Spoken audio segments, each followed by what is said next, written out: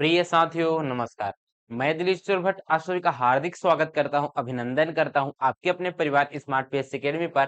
साथ ही मैं आशा करता हूं कि आप लोग स्वस्थ होंगे, मस्त होंगे, जबरदस्त होंगे और अपनी तैयारी में सजग रूप से बने होंगे। साथियों, आज हम छत्तीसगढ़ इतिहास के अंतर्गत क्षेत्रीय राजवंश का पार्ट 2 लेकर आ गए हैं, जिसमें से आज हम पढ़ने वाले हैं पांडु वंश या सोमवंश। पांडु या सोमवंश की अगर देखें हमारे छत्तीसगढ़ में चार शाखा देखने को मिलता है, जिसमें से आपको मैकल के पांडु वंश देखने को मिल जाएगा, सिरपुर के पांडु वंश देखने को मिल जाएगा, उसके बाद सिरपुर के बाद उड़ीसा का पांडु वंश देखने को मिल जाएगा, उसके बाद आपको देखने को मिल जाएगा कांकेर का सोमवंश। तो आपको छत्तीसगढ़ में पांडु वंश या सोमवंश की चार शाखा आपको देखने को मिलेगा। उसी को आज हम इस क्लास के अंतर्गत अध्ययन करने वाले हैं। पिछली कक्षा में हमने क्षेत्रीय राजवंश के अंतर्गत सरकपुरी वंश, पर्वतद्वारक वंश और हम लोग देख चुके हैं राजर्षि तुल्य वंश को। हम लोग पिछली कक्षा में हम लोग पढ़ चुके हैं और उसी क्षेत्रीय राजवंश का आज हम लोग सेकंड पार्ट लेकर आ गए हैं, जिसमें से हम लोग पांडु या सोमवंश को पढ़ने वाले हैं और साथ ही साथ हम लोग बाण वंश को भी पढ़ेंगे साथियों। ठीक है, तो चलिए वीडियो में देरी न करते हुए पहले हम लोग क्या करेंगे जी, पहले हम लोग पांडु वंश के बारे में देखेंगे कि छत्तीसगढ़ में ये जो पांडु वंश है ये कहाँ कहाँ पे निवास करते थे जी, है ना। इनकी कितनी शाखा है ये पहले हम लोग देखते हैं। तो छत्तीसगढ़ में अगर पांडु वंश या सोमवंश की अगर मैं बात करूं तो आपको चार शाखा देखने को मिलेगा। कितनी शाखा? चार शाखा देखने को मिलेगा। पहला आपको देखने को मिलेगा मैकल के पांडु वंश। कौन सा देखने को मिलेगा जी? मैकल का पांडु वंश। मैकल कहाँ पे है? ये कवर्धा वाले इलाका में है। ठीक है, तो यहाँ पे आपको देखने को मिलेगा क्या? मैकल का पांडु वंश। मैकल का पांडु वंश। ठीक है, कौन सा? मैकल का पांडु वंश है जी। पहला ये हुआ। जिनकी राजधानी आपको देखने को मिलेगा अमरकंटक। क्या है जी? जिनकी राजधानी आपको देखने को मिलेगा अमरकंटक। राजधानी क्या है? अमरकंटक है। ठीक है, उसके बाद ये क्या होता है जी? अगर देखे तो यहाँ पे मैकल क्षेत्र में क्या कर रहा है? पांडुवंश शासन कर रहा है जी। जिनका संस्थापक आपको देखने को मिल जाएगा जयबल। कौन सा है? संस्थापक है जयबल। संस्थापक कौन है? जयबल है। जयबल। और किस शासन काल में यह शासन किए हैं जी? तो यह पांचवी सदी से लेकर ये छठवीं सदी तक यहाँ पे शासन किए हैं। कब से कब तक? पांचवी सदी से लेकर छठवीं सदी तक ये शासन किए हैं। ठीक, यहाँ पे शासन किए। और इन्हीं समय में देखिए तो इन्हीं समय में आपको देखने को मिल जाएगा कौन सा वंश जी?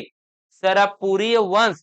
जिसमें से आपको देखने को मिलेगा यही अमरकंटक क्षेत्र में जो शासन कर रहे थे जयबल है, वत्सबल है, इनके ही छोटे और वंशज आएंगे, जिसमें से आपको इंद्रबल का नाम देखने को मिलेगा। इसी पांडुवंश के, मैकल के पांडुवंश के इंद्रबल है, इन्हीं का जो सामंत रहेगा वो कौन रहेगा जी?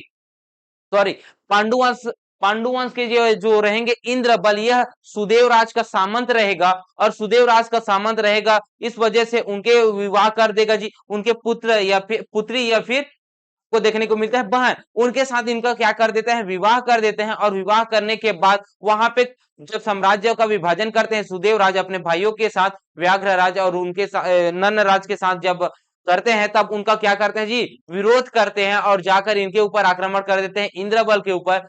क्या करेंगे? उनके पास यह पुनः जाएंगे और उनको हरा देंगे। कौन कराए हराएंगे? इंद्रबल हरा देंगे। और प्रवर राज द्वितीय को आपको देखने को मिलेगा अंतिम शासक के रूप में। उसको समाप्त करने के बाद इंद्रबल क्या करेंगे जी? सिरपुर के पांडुवंश की स्थापना कर देंगे। क्या करेंगे? सिरपुर के पांडुवंश की स्थापना कर देंगे। ठीक है, तो अब कहां पे आ जाएगा? सिरपुर में आ जाएगा। तो सिरपुर कहां पे है? महासमुंद। यहां पे आपको देखने को मिल जाएगा सिरपुर के पांडुवंश।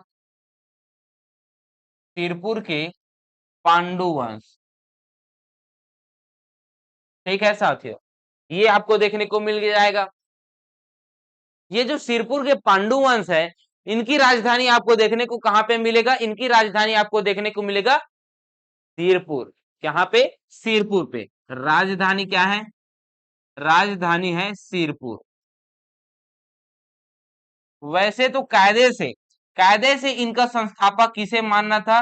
संस्थापक इनका मानना था इंद्रबल को। इंद्रबल को मानना था, लेकिन इंद्र बल को नहीं मानता है, किसे मानता है? उदयन को मानता है। वास्तविक संस्थापक के रूप में आपको जानना है किसको? आपको जानना है इंद्र बल को। देखिए जी, इस वजह से बता रहा हूं क्योंकि इनका आपको देखने को मिल गया है आंसर, उदयन को ले लिया गया है, उदयन को और इंद्रबल दोनों को रखा था, जिसमें से उदयन को ऑप्शन में रखा था और इसी को ही आंसर ले लिया है, सिरपुर के पांडु वंश का संस्थापक कौन है करके। ठीक है, लेकिन कायदे से किसे होना था? इंद्रबल को होना था। इसे आदि पुरुष भी कहा जाता है। आदि पुरुष तो ठीक था लेकिन संस्थापक नहीं था जी। वत्स बल को उदयन के नाम से संबोधित किया जाता है। ठीक है, हम लोग पढ़ेंगे डिटेल के साथ, लेकिन अभी पे थोड़ा सा ओवरव्यू दे रहा हूं कि कहां पे आपको देखने को मिलेगा जी। इसका शासन काल की अगर मैं बात करूं, शासन काल की इनका अगर मैं बात करूं तो इनका शासन काल कब से देखने को मिलेगा? तो इनका शासन काल आपको देखने को मिलेगा 6वीं सदी से लेकर 7वीं सदी तक। कब से कब तक? 6वीं सदी से लेकर 7वीं सदी तक आपका इनका शासन काल देखने को मिलेगा। इसके बाद यहाँ पे आपको कलचुरी वंश के, त्रिपुरी के कलचुरी वंश का आक्रमण हो जाता है इनके ऊपर, मुग्धतुंग का आक्रमण हो जाता है, जिसमें से ये क्या हो जाते हैं जी, इसमें से ये सिरपुर से छोड़कर उड़ीसा की ओर आ जाते हैं। कहां से? सिरपुर को छोड़कर उड़ीसा की ओर आ जाते हैं, जिसमें अगर आपको देखने को मिलेगा शिवनंदी। कौन देखने को मिलेगा? शिवनंदी, जिसे ही श्रीगुप्त कहते हैं जी, है ना। वही क्या है? वही संस्थापक है उड़ीसा के सोमवंश का। तो यहाँ पे आ जाता है उड़ीसा क्षेत्र में, और उड़ीसा क्षेत्र में आने के बाद यहाँ पे क्या होगा जी, उड़ीसा के सोमवंश का स्थापना हो जाएगा। तो उड़ीसा के सोमवंश, सोमवंश यहाँ पे आपको स्थापना हो जाएगा जी, जिनका शासन क्षेत्र आपको देखने को मिलेगा उत्कल वाला हिस्सा। कौन सा? उत्कल क्षेत्र देखने को मिलेगा। किस क्षेत्र में यह शासन करते थे जी? तो उत्कल क्षेत्र, उत्कल क्षेत्र में शासन करते थे। अगर इनकी अगर संस्थापक की बात की जाए, संस्थापक की अगर मैं बात करूं तो संस्थापक कौन है जी? तो इनका संस्थापक आपको देखने को मिलेगा शिवगुप्त। वही शिवनंदी यहाँ पे हम लोग पढ़ेंगे, वही जाकर यहाँ पे हो जाएगा शिवगुप्त। ठीक है, क्या हो जाएगा? शिवगुप्त हो जाएगा। ये मैं आप लोगों को बताऊंगा अभिलेखों के माध्यम से। ठीक है, ऐसे ही नहीं बोल रहा हूं। इनका शासन अवधि देखने को मिलेगा, उड़ीसा के सोमवंशी का शासन अवधि देखने को मिलेगा 9वीं सदी से लेकर 11वीं सदी तक। क्या है? शासन काल, शासन काल आपको देखने को मिलेगा 9वीं सदी से लेकर 11वीं सदी तक इनका शासन काल देखने को मिलेगा, उत्कल के सोमवंशियों का। ठीक है, उसके बाद अगला आपको देखने को मिलेगा कांकेर के। यहाँ पे है कांकेर, और इस कांकेर का सोमवंश आपको देखने को मिलेगा मध्य इतिहास के अंतर्गत, छत्तीसगढ़ के मध्यकालीन इतिहास के अंतर्गत आपको देखने को मिलेगा क्या? कांकेर के सोमवंश, कांकेर के सोमवंश। ये जो कांकेर के सोमवंश है ना, ये जो कांकेर के सोमवंश है, यह कांकेर क्षेत्र में क्या करते थे? शासन करते थे। तो इनका शासन क्षेत्र क्या था? तो इनका क्षेत्र आपको देखने को मिलेगा कांकेर। क्या देखने को मिलेगा? कांकेर देखने को मिलेगा। ठीक है, संस्थापक कौन है जी? इस क्षेत्र के संस्थापक के रूप में आपको जानना है, संस्थापक के रूप में आपको जानना है क्या? तो संस्थापक के रूप में जाना है सिंहराज को। किसे जानना है? सिंह राज को। तो कांकेर के सोमवंश का संस्थापक कौन है? सिंहराज है। कौन है? सिंहराज है, जिनका शासन अवधि देखने को मिलेगा, शासन काल देखने को मिलेगा। कांकेर के सोमवंशियों का शासन काल देखने को मिलेगा कितना? शासन काल आपको देखने को मिल जाएगा जी, मध्यकालीन इतिहास प्रारंभ हो जाता है। मध्यकालीन में हम इसको पढ़ते हैं कांकेर के सोमवंशियों को। ठीक है, तो 13वीं सदी से लेकर 14वीं सदी तक आपको देखने को मिलेगा, 13वीं सदी से लेकर 14वीं सदी तक आपको देखने को मिलेगा। ठीक है, ये है साथियों। तो इन्हीं को ही हम लोगों को आज पढ़ना है, इस वजह से इसको ओवरव्यू तरीके के साथ दे दिया मैं। एकदम बेसिक कॉन्सेप्ट को क्लियर करते हुए हम लोगों को आगे बढ़ना है साथियों। ठीक है, तो चलिए हम लोग प्रारंभ करते हैं मैकल के पांडुवंश से। कहां से प्रारंभ करते हैं? मैकल के पांडुवंश से प्रारंभ करते हैं जी। तो मैकल के पांडुवंश के संस्थापक कौन है जी? मैकल के पांडु वंश के संस्थापक, पांडु वंश पढ़ रहे हैं तो इनके संस्थापक कौन है? तो संस्थापक के रूप में आपको याद रखना है जयबल को। किसे? जयबल को। जयबल क्या है? जयबल है संस्थापक, संस्थापक है जी। ठीक, संस्थापक हैं कौन? जयबल। मैकल के पांडुवंश के संस्थापक कौन है? जयबल है। प्रश्न पूछता है ऐसे ही अंतिम शासक और प्रथम शासक से सर्वाधिक प्रश्न पूछे जाते हैं, कोई भी वंश हो। ठीक है, तो संस्थापक कौन है मैकल के पांडुवंश के? जयबल है। इसके बाद इसका जो उत्तराधिकारी होगा उसका नाम क्या है साथियों? तो इसके जो उत्तराधिकारी है उसका नाम है वत्स्यबल। कौन सा है? वत्स्यबल है। वत्स्यबल है। ये जो वत्स्यबल है, ये जो वत्स्य बल है, यह इन्हीं को ही उदयन के रूप में जाना जाता है। इसे वत्स्य बल को ही उदयन उदयन के नाम से जाना जाता है। ये जो उदयन है, ये जो उदयन है, इसे क्या कहा जाता है? आदि पुरुष। क्या कहा जाता है? आदि पुरुष कहा जाता है जी, आदि पुरुष। ठीक है, ये है। और वत्स्यवाल के बाद जो अगला शासक बनेगा वो है नागबल। कौन है? नागबल है। कौन है साथियों? नागबल। ठीक है, ये जो नागबल है ये एक उपाधि धारण करेगा, जिस उपाधि का नाम रहेगा महाराज की उपाधि धारण करेगा। ये क्या करेंगे? महाराज की उपाधि धारण करेगा। महाराज की उपाधि उपाधि धारण करेगा। ठीक है, महाराज की उपाधि कौन धारण करता है? नागबल करता है। ठीक है, और ये जो नागबल है इसके आपको दो पुत्र देखने को मिलेगा जी। कितने पुत्र? दो पुत्र देखने को मिलेगा, जिसमें से एक का नाम आपको देखने को मिलेगा सूरबल। कौन सा है? सूरबल। और दूसरा आपको देखने को मिलेगा जो कि सर्वाधिक प्रतापी है, इंद्रबल। कौन सा है? इंद्रबल। इंद्रबल। ठीक, ये है जी। अब इंद्रबल जो है उनका नाम आपको देखने को मिलेगा अभिलेखों में भरत बल। क्या देखने को मिलेगा? भरत बल। भरत बल देखने को मिलेगा। अब देखिए भाई, ये जो इंद्रबल है, भरत बल है, ये सुना सुना सा लग रहा है सर। जी हाँ, जब मैं सरपुरी वंश पढ़ा रहा था तो आपको मैं बताया सुदेव राज, और उस सुदेव राज का सामंत कौन था? इंद्रबल था। और उसी इंद्रबल के साथ विवाह करता है अपनी पुत्री या फिर बहन, जो भी है ना, बहन या पुत्री दोनों में विवादित है। तो बहन है या पुत्री है, इनका कौन कौन सहमति देता है साथियों? तो ये कौवा ताल अभिलेख के माध्यम से हमें पता चलता है, बमनी अभिलेख से हमें पता चलता है इंद्रबल के बारे में। ठीक है, ये है। तो इनके साथ क्या होगा जी? शादी हो जाएगा लोका प्रकाशक के साथ। ठीक है, उसके बाद इनके आपको तीन पुत्र नजर आएंगे। कितने पुत्र? तीन पुत्र नजर आएंगे जी। तीन पुत्र था इनका। एक पुत्र का नाम था, सबसे बड़े पुत्र का नाम था ननराज प्रथम। कौन सा है? ननराज। ननराज प्रथम। और दूसरे पुत्र का नाम आपको देखने को मिलेगा ईशान देव। कौन सा है? ईशान देव।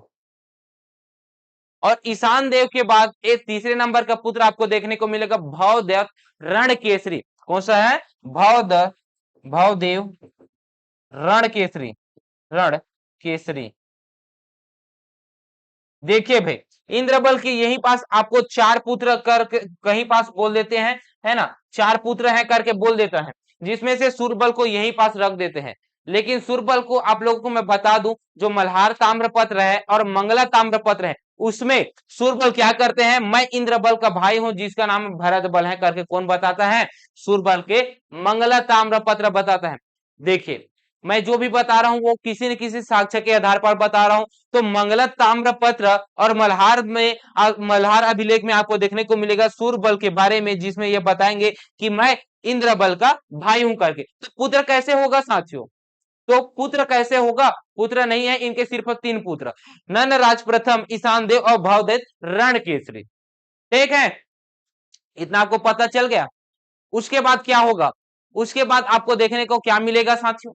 उसके बाद ये देखने को मिलेगा, ये जो इंद्रबल है, कौन है? ये जो इंद्रबल है, ये इंद्रबल क्या करेंगे? सुदेवराज का समापन कर देगा, है ना। सुदेवराज की मृत्यु होने के बाद उसके भाई यहाँ पे आएंगे। उसके बाद प्रवर राज द्वितीय, जिसे चंद्रगुप्त के नाम से संबोधित किया गया था ना, वहां उसको खत्म करेंगे। और खत्म करने के बाद ये इंद्रबल क्या करेंगे? सिरपुर के पांडुवंश की स्थापना करेंगे। क्या करेंगे? सिरपुर के पांडु पांडु वंश की स्थापना करेंगे। ठीक है, इसकी सिरपुर के पांडु वंश की स्थापना करेंगे। तो अब ये यहां तक क्या करेंगे, इंद्रबल तक क्या करेंगे, मैकल में शासन करेंगे और उसके बाद ये कहां पे चला जाएगा, शिफ्ट हो जाएगा सिरपुर में। तो चलिए भाई, ये कहां पे चला गया, यहाँ पे आपको मैकल में देखने को मिल रहा था यहाँ पे, लेकिन यहीं पास क्या है, संबलपुर के आसपास यहाँ पे शासन कर रहा था। तो यहीं पास आपको देखने को मिल गया कौन सा, अब यहाँ पे सिरपुर के पांडु वंश की स्थापना हो गया जी। संस्थापक मानता है उदयन को, लेकिन ये मान चुका है भाई, इसको हम लोग कुछ नहीं कर सकते। आप स्वविवेक की शक्ति लगाइएगा वहां पे एग्जाम हॉल में, जिस प्रकार के क्वेश्चन पूछेंगे उसी प्रकार के आप लोगों को टिक लगाना है। ठीक है, तो चलिए अब हम लोग क्या करते हैं, ये इंद्रबल है, इन्हीं को ही हम लोग आगे लेते हैं सिरपुर के पांडुवंश के अंतर्गत। ठीक है, मैकल के पांडुवंश के अंतर्गत आपको इतना ही याद रखना है। एक साथियों, और इस वंश की जानकारी आपको देखने को मिलेगा बमनी ताम्रपत्र, मल्हार ताम्रपत्र में।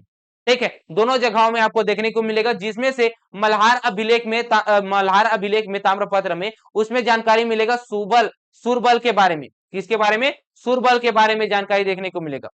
ठीक है, ये आपको पता चल गया।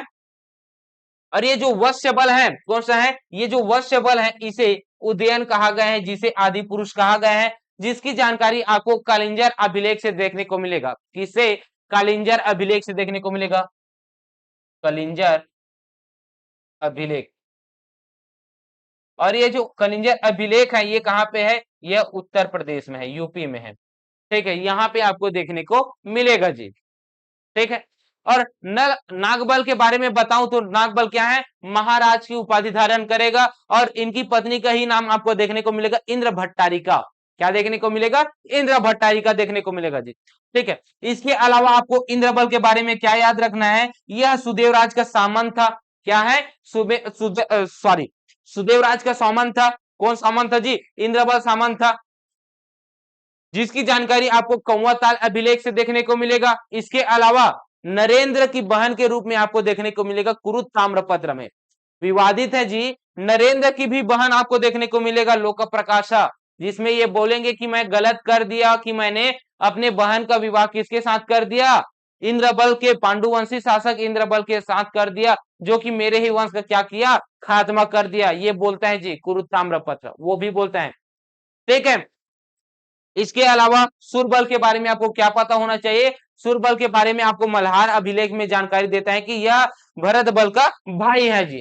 ठीक, इतना आपको पता चल गया। अब आते हैं इसमें की ओर, अब आते हैं हम लोग सिरपुर के पांडुवंश की ओर। ठीक है, चलिए भाई, अगला कौन सा है, सिरपुर के पांडुवंश, पांडुवंश। ये जो सिरपुर के पांडु वंश है, इसका अगर आपको संस्थापक के रूप में देखना है तो संस्थापक कौन है जी, उदयन है। कौन है, उदयन है, उदयन है, जिसको आदि पुरुष कहा गया है।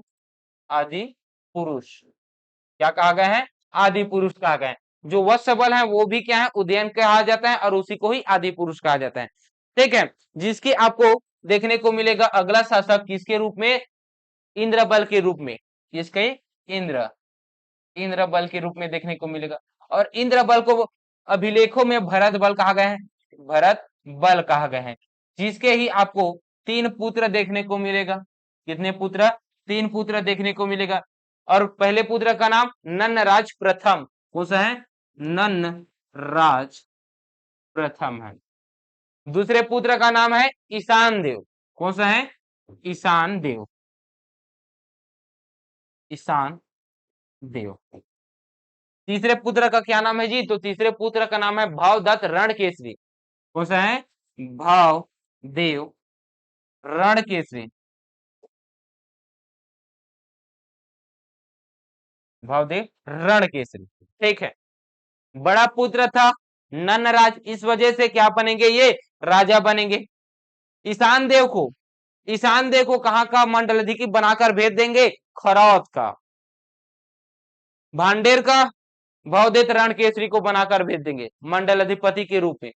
ठीक है, उसके बाद ये राजा बनेगा तो इसके ही पुत्र क्या बनेंगे, राजा बनेगा। हो रहा था ये कि ये नंदराज समय अवधि अधिक हो गया था, इनका पुत्र नहीं हो रहा था। तो पुत्र नहीं हो पाने की वजह से ये क्या करेंगे, तीवर देव को क्या लेंगे, गोद लेंगे जी। क्या लेंगे, तीवर देव को गोद लेंगे। और तीवर देव को गोद लेने के बाद कुछ समय के बाद इनके पुत्र प्राप्त हो जाएंगे जी, है ना। तो तीवर देव इनके पुत्र हैं, तीवर देव, तीवर देव गोद लिया हुआ पुत्र है। उसके बाद ये अगला बनेगा कौन, चंद्रगुप्त। कौन है जी, चंद्रगुप्त प्रथम, चंद्रगुप्त। ये चंद्रगुप्त न ही मौर्य का है, न ही गुप्त वंश का है, ये कहां का है, ये है पांडु वंश का। ठीक है, सिरपुर के पांडु वंश का चंद्रगुप्त है। तो देखिए ये ननराज है, ननराज प्रथम किसे बना देंगे जी, राजा बना देगा महाशिवगुप्त तीवर देव को बना देगा। और तीवर देव महाप्रतापी सर्वाधिक शक्तिशाली वाला राजा है। कौन, तीवर देव। और तीवर देव के पुत्र होंगे कौन जी, नन्नराज द्वितीय। कौन होंगे, नन्नराज राज द्वितीय होगा। कौन होगा, नन्नराज द्वितीय होगा। और नन्नराज का पुत्र नहीं हुआ, क्या नहीं हुआ, पुत्र नहीं हुआ। तो पुत्र नहीं हुआ इस वजह से ये किसे राजा बनाएंगे, ये राजा बना देगा अपने चाचा को। किसे, अपने चाचा को बना देगा। और चाचा कौन है, चंद्रगुप्त है जी। भाई तीवरदेव का कौन है, तीवरदेव का भाई चंद्रगुप्त है। तो पुत्र नंदराज द्वितीय है, तो उनके पिता के छोटे भाई क्या लगेंगे, चाचा ही तो लगेंगे ना। तो चाचा को बना देगा और चाचा का पुत्र होगा। और उस चाचा के पुत्र का क्या नाम होगा, चाचा के पुत्र का नाम होगा हर्षगुप्त। क्या है, हर्षगुप्त है, हर्षगुप्त होगा। और ये जो हर्षगुप्त है ये राजा बनेगा। और इसके बाद इसके पुत्र के रूप में दो पुत्र होंगे जी, हर्षगुप्त के दो पुत्र होंगे। और उस दो पुत्र का क्या नाम है, एक का नाम आपको देखने को मिलेगा बाल अर्जुन, महाशिवगुप्त बाल अर्जुन, महाशिव गुप्त बाल अर्जुन। कौन है, महाशिव गुप्त बाल अर्जुन है जी। ठीक है, दूसरा पुत्र आपको नजर आएगा रणकेसरी। कौन सा है, रणकेसरी, रणकेसरी। ठीक, महाशिव गुप्त बाल अर्जुन क्या होंगे, शासक बनेंगे। और ये जब शासक बनेंगे तो ये बहुत ज्यादा सर्वाधिक प्रतापी होंगे जी इस वंश का, है ना।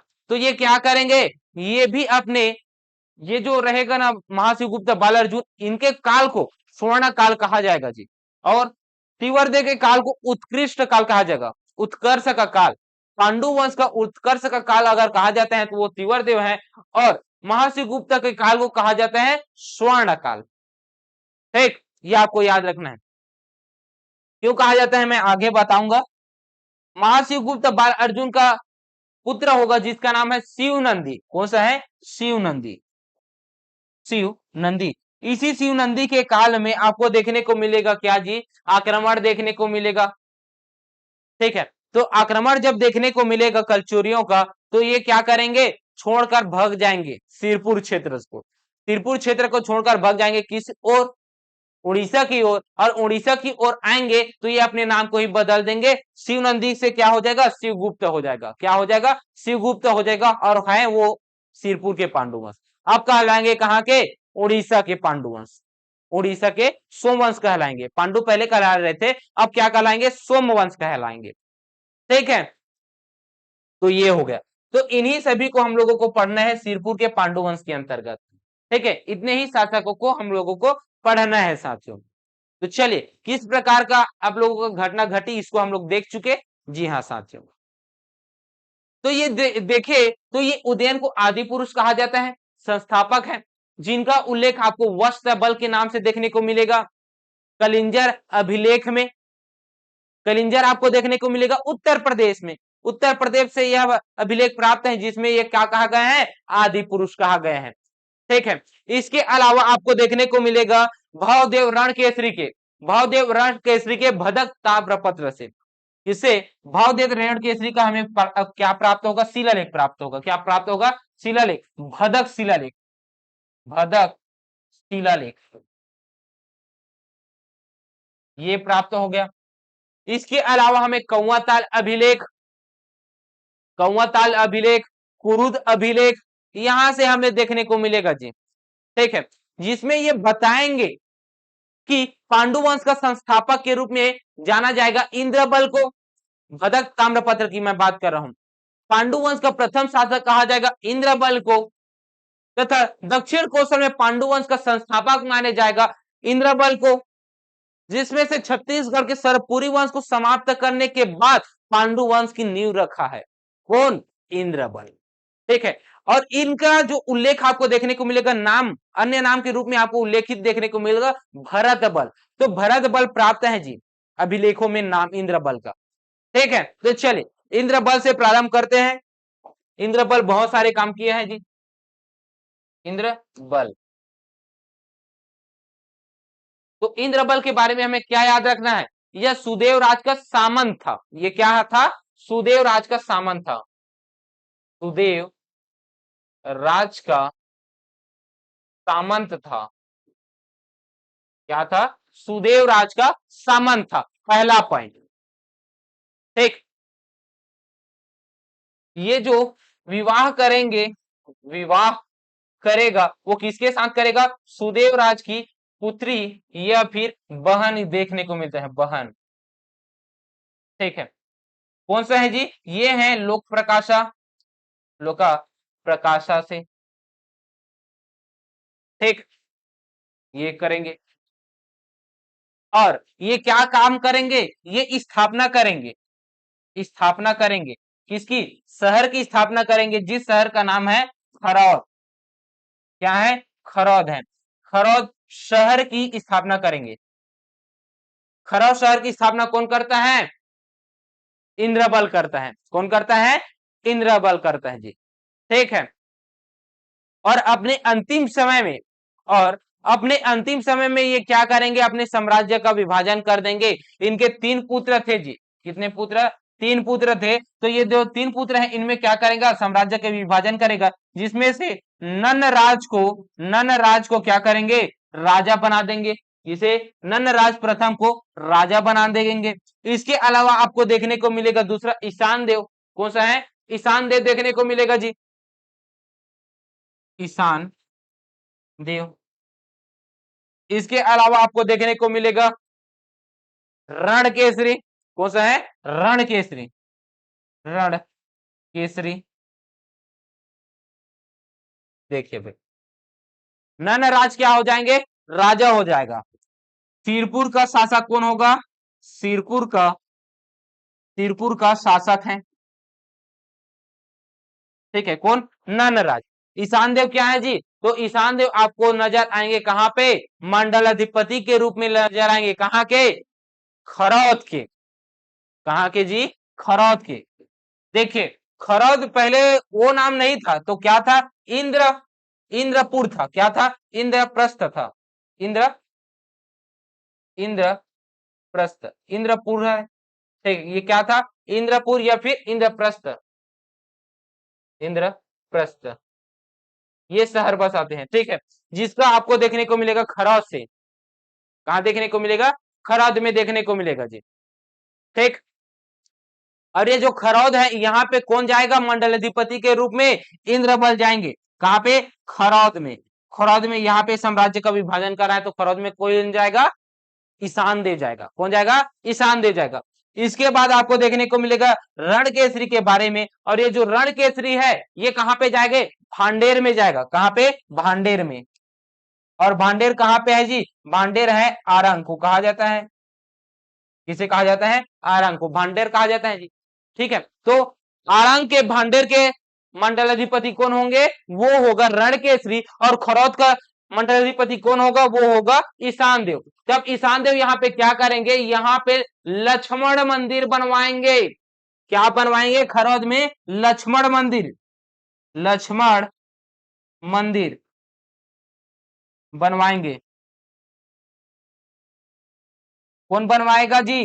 तो खरौद में लक्ष्मण मंदिर कौन बनवाएगा? ईशान देव बनवाएगा, जिसे ही हम लोग क्या कहते हैं? लखा चौर मंदिर कहते हैं। क्या कहते हैं? लखा चौर मंदिर कहते हैं, लखनेश्वर मंदिर कहते हैं। ठीक है, कौन बनाएगा? ईशान देव बनवाएगा। ऐसा कहा जाता है जब भगवान लक्ष्मण यहाँ पे वापसी कर रहे थे विजय प्राप्त करने के बाद, तब यहाँ पे क्या किया था, यहाँ पे लक्ष्मण मंदिर का निर्माण कर रहे थे जी, ऐसा जनश्रुति है। ठीक है, आगे और बढ़ते हैं। नन्नराज आगे है ना, तो नन्नराज यहाँ पे क्या बनेंगे, शासक बनेंगे। तो नन्नराज के बाद जब आगे और देखने को मिलेगा इसके पुत्र के रूप में, वैसे तो इनका पुत्र नहीं होता बहुत समय तक, कुछ समय तक नहीं होता, तो अब क्या करेंगे, ये गोद ले लेते हैं। किसे ले लेते हैं, तीवर देव को। किसे ले लेते हैं, तीवर देव को। तो अगला शासक कौन होगा, तीवर देव होगा। तीवर देव होगा जी। और तीवर देव जब राजा बनेगा तब इसका क्या हो जाएगा, पुत्र हो जाएगा। क्या हो जाएगा, पुत्र हो जाएगा। और जिसका नाम रहेगा क्या, इनका पुत्र का नाम रहेगा चंद्रगुप्त रहेगा। क्या रहेगा, चंद्रगुप्त जी, चंद्रगुप्त रहेगा।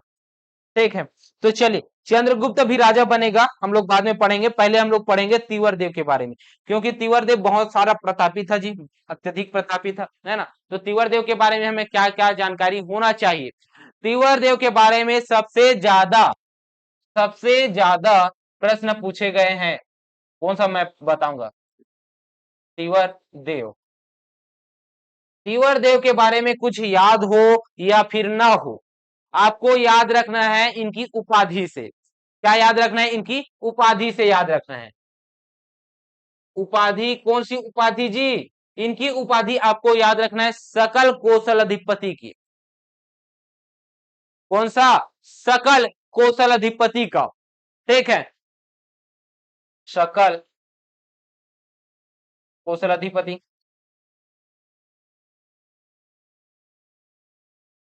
क्या याद रखना है, सकल कौशलाधिपति याद रखना है।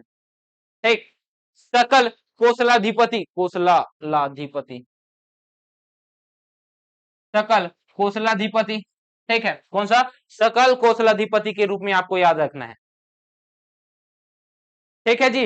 इसके अलावा आपको याद रखना है इसके और उपनाम के राव में राजाधिराज।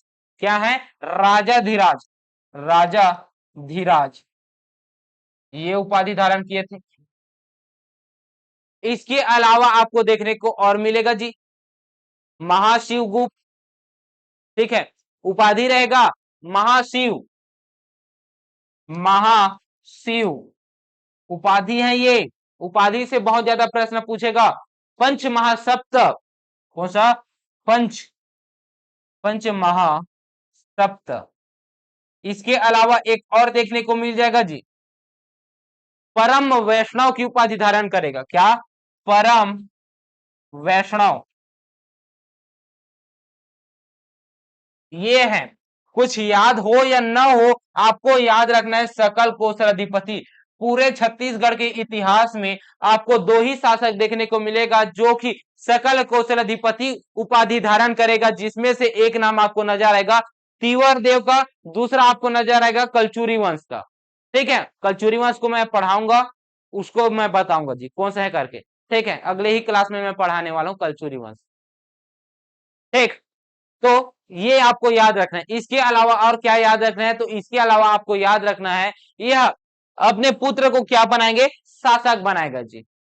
ठीक है, इनकी जो मुद्राएं प्राप्त होती हैं, ताम्र पत्र प्राप्त होता है, उसमें अपने नाम को क्या लिखाते हैं, महाशिव तीवर देव। क्या लिखवाता है, महाशिव तीवर देव लिखाते हैं, और अपनी मुद्राओं में तीवर देव अंकित करवाते हैं जी। ठीक है, ये है जी।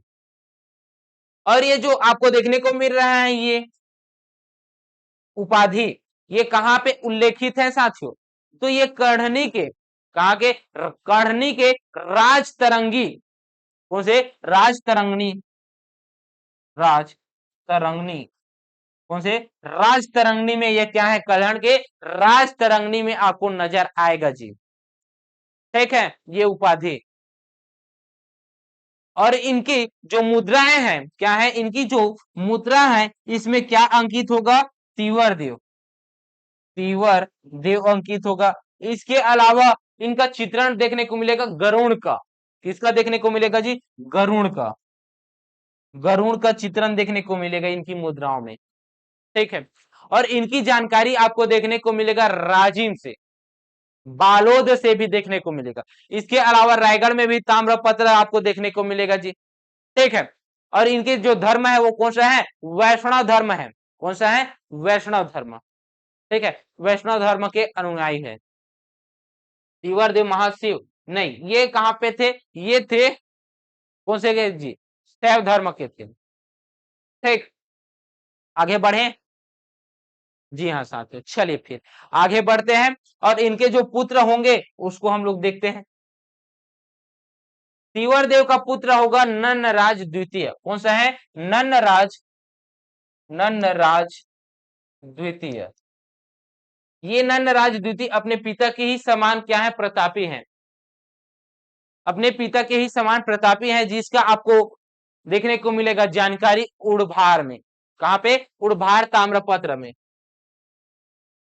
उड़भार ताम्रपत्र में। और ये उड़भार ताम्रपत्र आपको कहां देखने को मिलेगा? शक्ति जिला। कहां पे?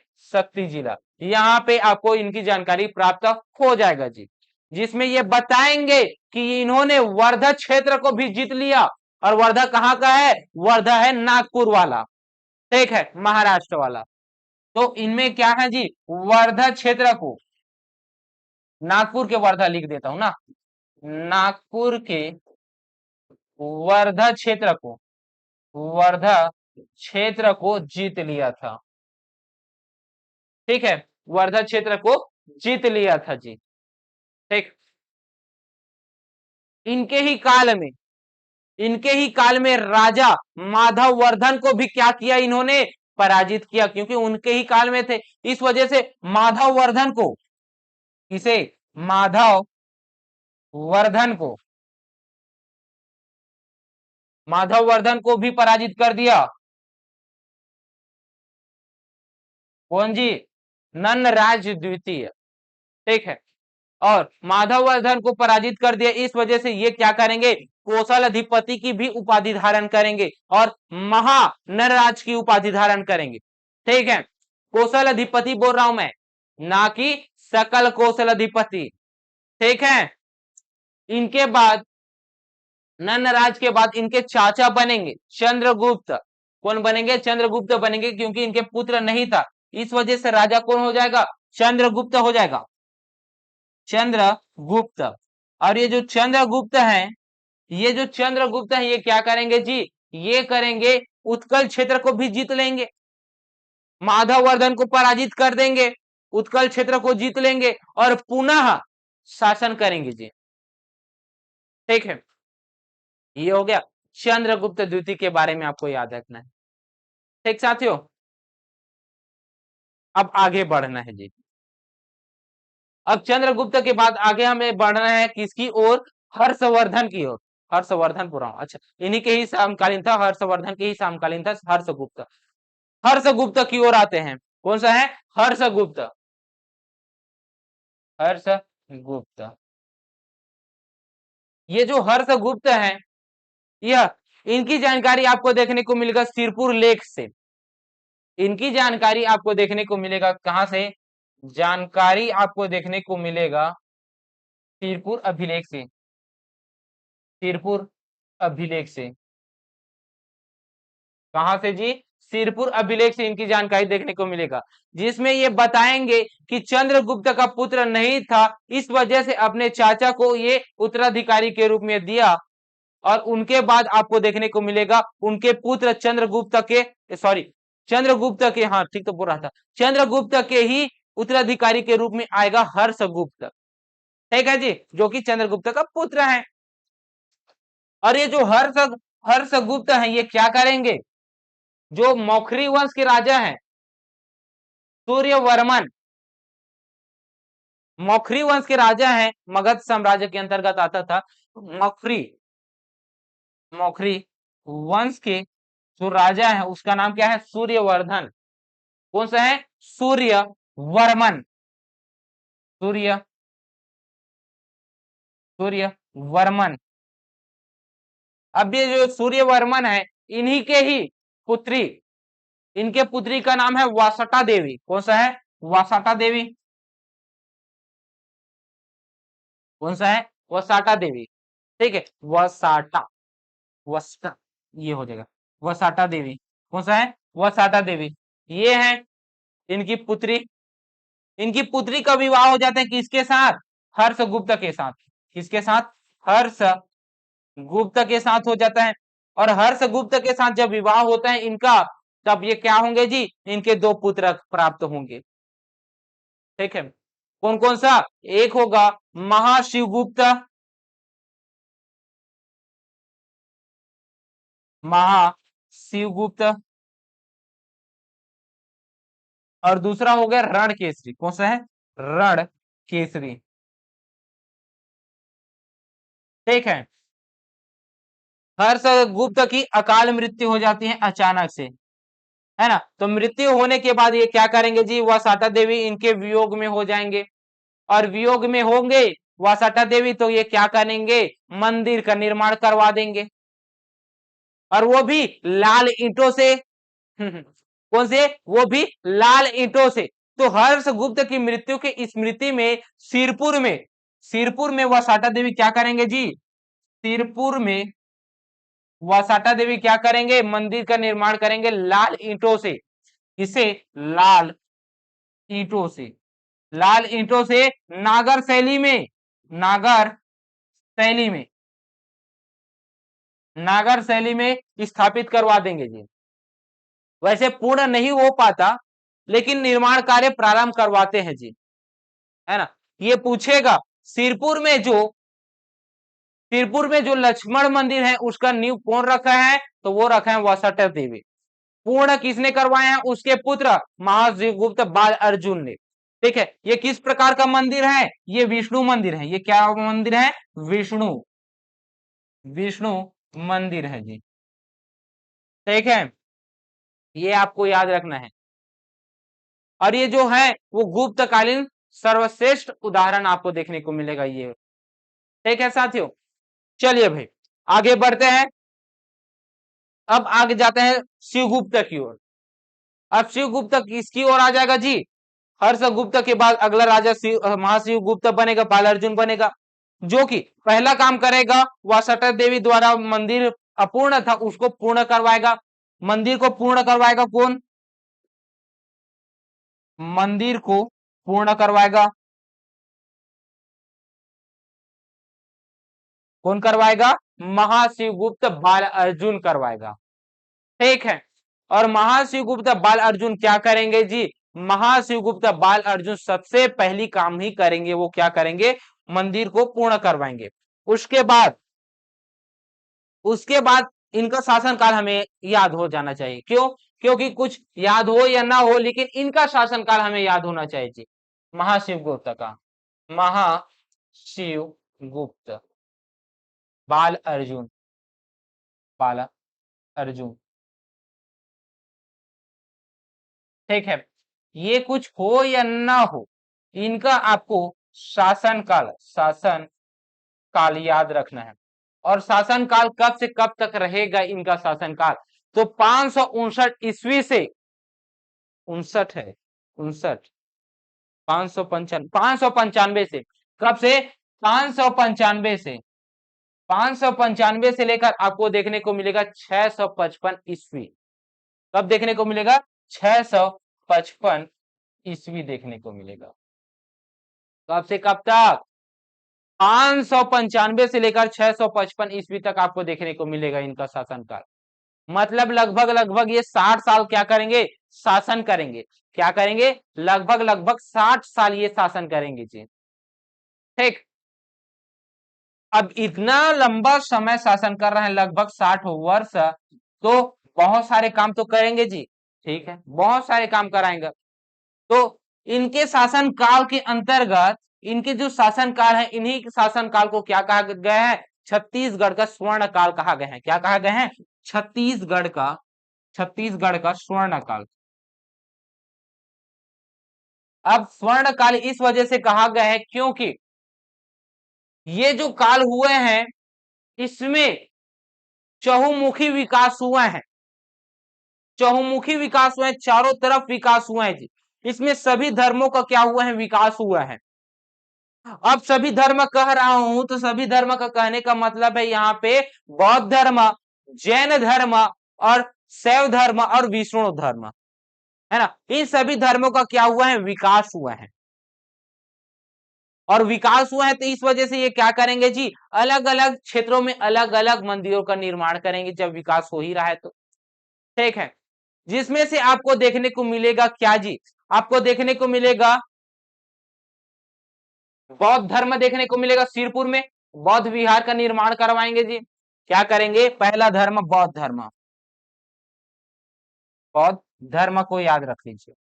बौद्ध धर्म में ये क्या करेंगे, यह सिरपुर में बौद्ध विहार का निर्माण करवाएंगे। कहां पे, सिरपुर में, सिरपुर में बौद्ध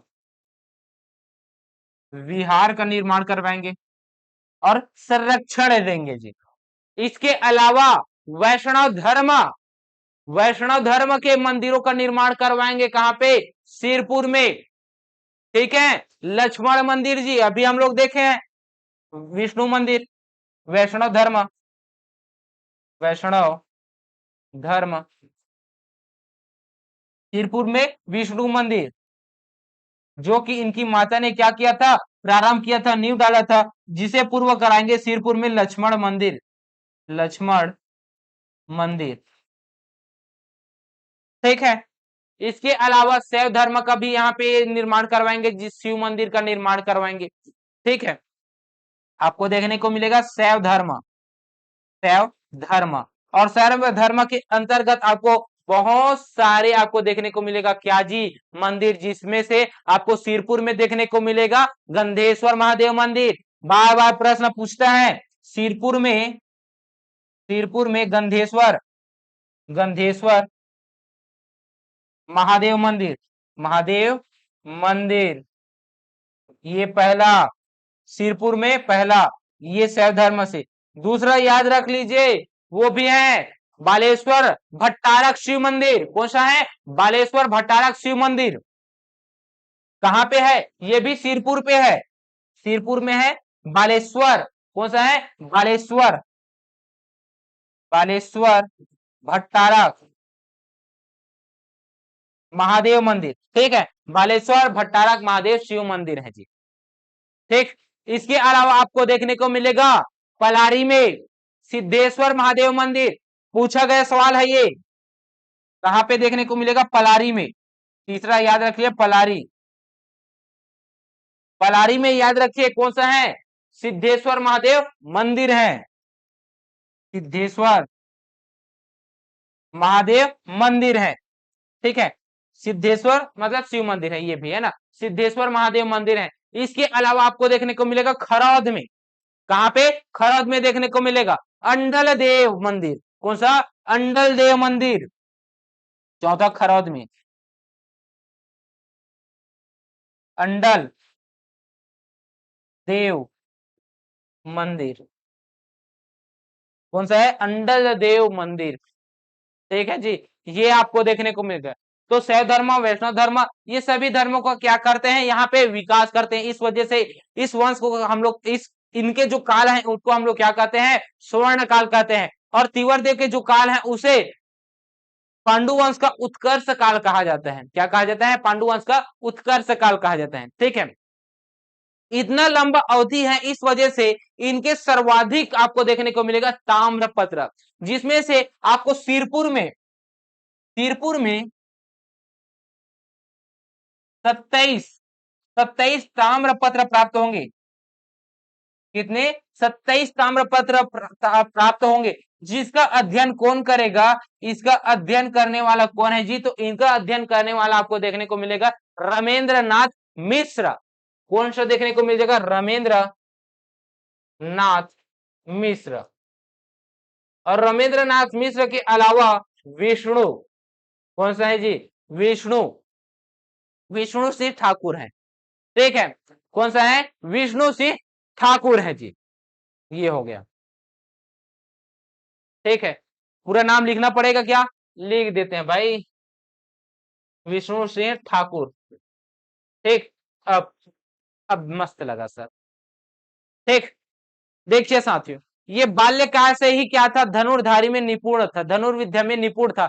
इस वजह से इसे क्या कहा गया है, बाल अर्जुन कहा गया था। बाल्यकाल से ही यह धनुर्विद्या में निपुण होने की वजह से बाल्य अर्जुन कहा गया है जी। ठीक है। इसके अलावा सहिष्णु भी कहा गया है। किसे सहिष्णु की उपाधि धारण की है? वो है महर्षि गुप्त, बाल अर्जुन। ठीक है। जैन धर्म का अनुयायी को संरक्षण दिया है जी। जैन धर्म को संरक्षण दिया है, बौद्ध धर्म को संरक्षण दिया है। इस वजह से यहाँ पे कौन आते हैं? महर्षि गुप्त के शासन काल में ही 649 ईस्वी में। कब आते हैं?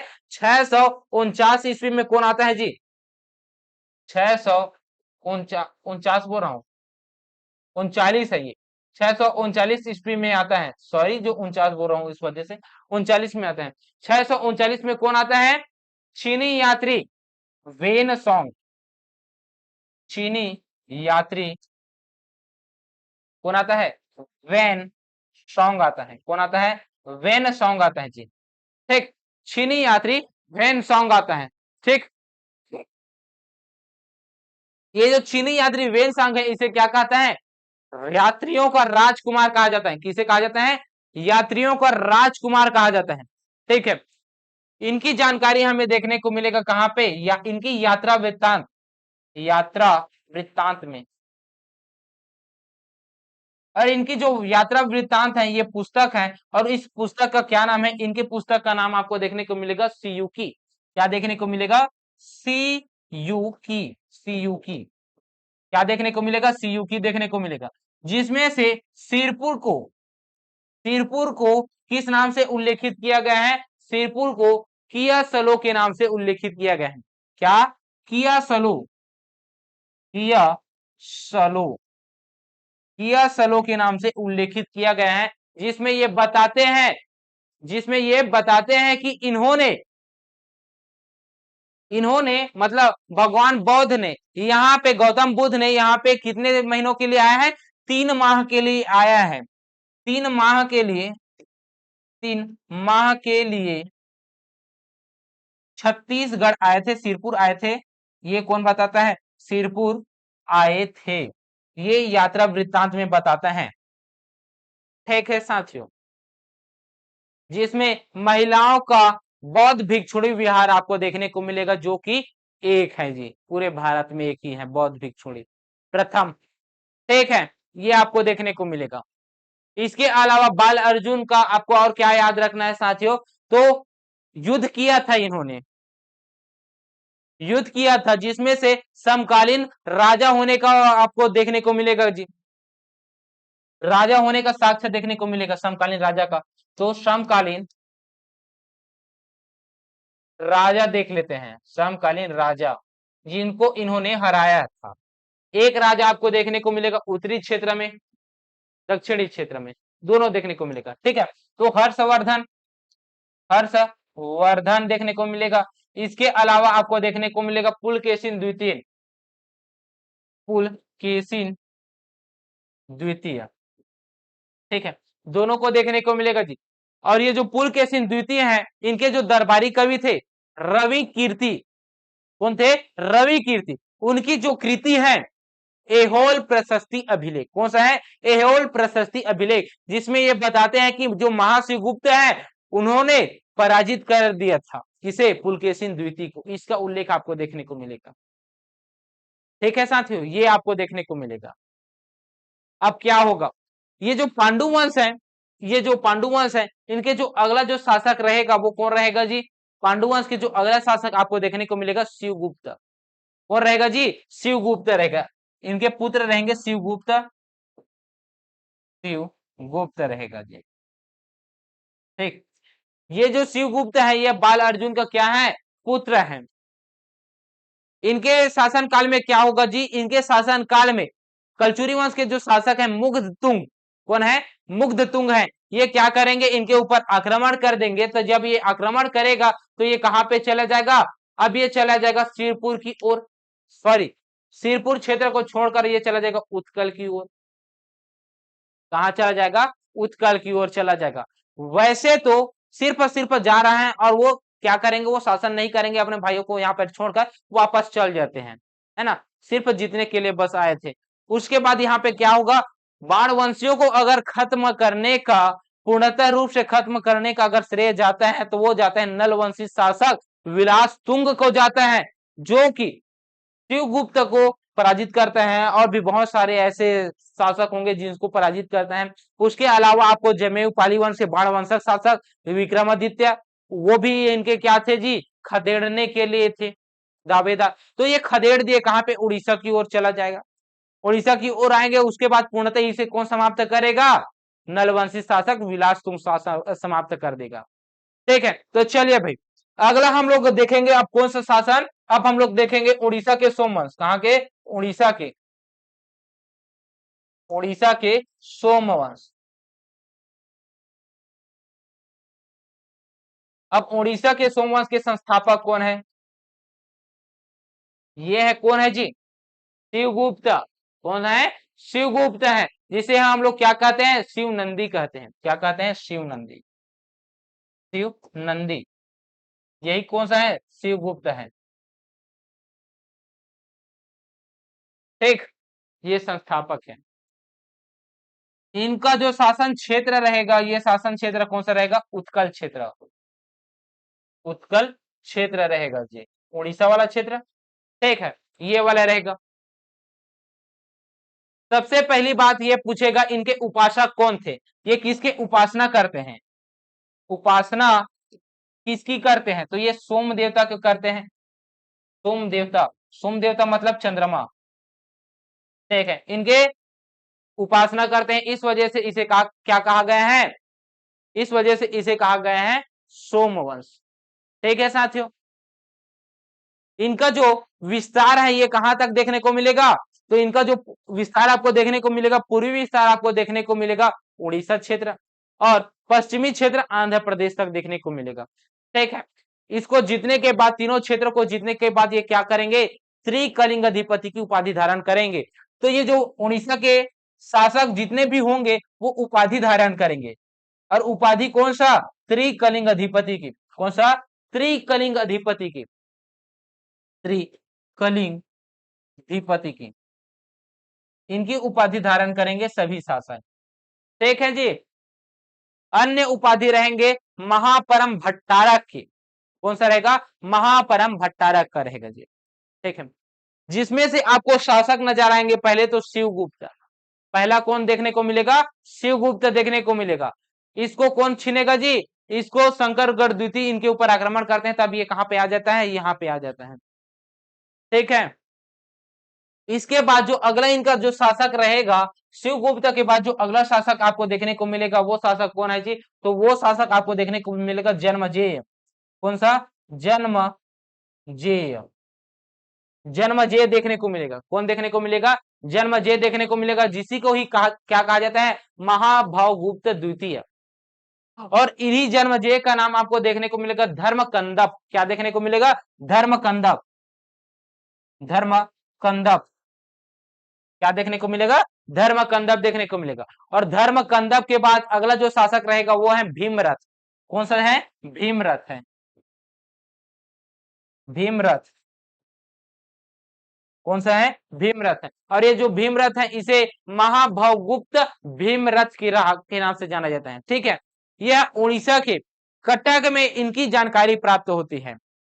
ठीक है, जिसमें ये बताते हैं कि भीम रथ के जो पुत्र हैं वो हैं धर्मराज, या फिर कह सकते हैं धर्मरथ। इनके जो पुत्र हैं वो कौन है जी, इनके पुत्र आपको नजर आएंगे, क्या नजर आएंगे जी, धर्मराज। कौन सा है, धर्मराज। ठीक है, कोई क्या है, धर्मराज है, जिसे को ही हम लोग धर्मरथ के नाम से जानते हैं। और इनके बाद और इनका जो पुत्र है उसका नाम आपको देखने को मिलेगा क्या, तो इनका पुत्र देखने को मिलेगा इंद्ररथ। कौन सा है, इंद्ररथ, इंद्ररथ। और इंद्ररथ के अलावा आपको देखने को मिलेगा नसूह। कौन सा है, नसूह, नसूह, ये है, ये क्या है, नसूह है।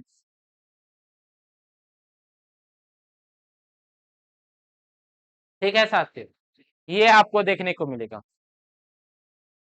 ठीक, नसूह, नहुस, नहुस, नसूह, नहुस, नहुस है साथियों, क्या है, नहुस है, नसूह नहीं है, नहुस है, नहुस। ठीक है, नहुस है।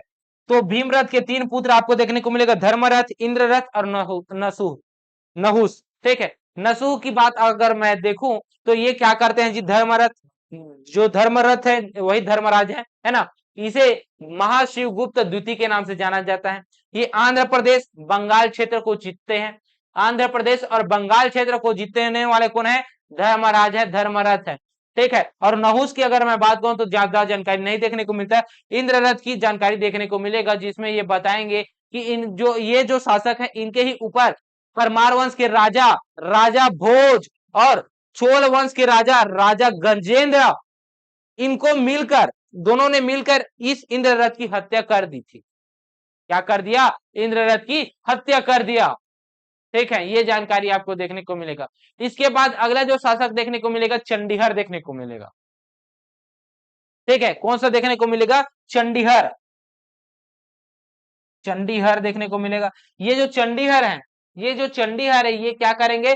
उत्कल प्रदेश को पूरा जीतेंगे और शत्रुओं से मुक्त कर देंगे। उत्कल प्रदेश को शत्रुओं से मुक्त करने वाला अगर कोई है तो वो है चंडीहर है। ठीक है, जिसे महाशिवगुप्त चंडीहर भी कहा जाता है। ठीक है जी। और लास्ट जो शासक आपको देखने को मिलेगा, महाभवगुप्त चौथा, जो कि आपको नजर आएगा उद्योग केसरी। कौन सा है? उद्योग केसरी। उद्योग केसरी, ये क्या है? ये अपने वंश का अंतिम शासक है। ये क्या है? अंतिम शासक है। उत्कल के सोमवंश का क्या है? अंतिम शासक है ये। ठीक है। अब इनको क्या करेंगे? इनको आक्रमण कर देंगे। कौन करेंगे? उड़ीसा क्षेत्र के राजा चोड़गंग कर देंगे। अनंत वर्गम चोड़गंग। ठीक है, अनंत वर्मन चोड़गंग किसके ऊपर आक्रमण कर देंगे? उद्योग केसरी के ऊपर आक्रमण कर देंगे और इस क्षेत्र को वो छीन लेंगे। ऐसा कहा जाता है कि विलास तुंग, नलवंशी शासक विलास तुंग ने पांडु वंशियों को क्या किया है? समाप्त कर दिया है। ठीक है, ये था जी सोमवंश या पांडुवंश, जिसमें से आपको देखने को मिला है मैकाल के पांडुवंश, सिरपुर के पांडुवंश और उड़ीसा के पांडुवंश। ठीक है, 1 घंटा 2 मिनट हो गया, 5 मिनट से ज्यादा नहीं लूंगा। अब लास्ट आप लोगों को पढ़ाऊंगा मैं बाण वंश। ये जो बाण वंश है, यह आप लोगों के लिए ये क्या है जी?